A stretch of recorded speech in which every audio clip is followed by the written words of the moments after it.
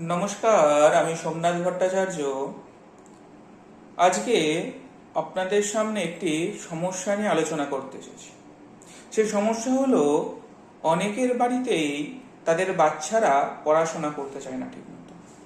আবার অনেকেও পড়াশোনা করলেও সঠিকভাবে মনে রাখতে পারে না। এই স্মৃতিশক্তি বিভ্রমের কারণেই অনেক সময় রেজাল্টের মান হ্রাস হয়। যে সমস্ত বাচ্চারা এই চঞ্চল মানসিকতা সম্পন্ন বা মনে রাখতে পারছে না বিভিন্ন পড়া, তো সেই সমস্ত ছাত্ররা যদি প্রত্যহ কাঁসার থালায় অন্ন খায়, তাহলে কিন্তু এই যে কুপ্রভাব, এই যে বিদ্যার প্রতি অনীহা, সেটা থেকে কিন্তু মুক্তি লাভ হবে।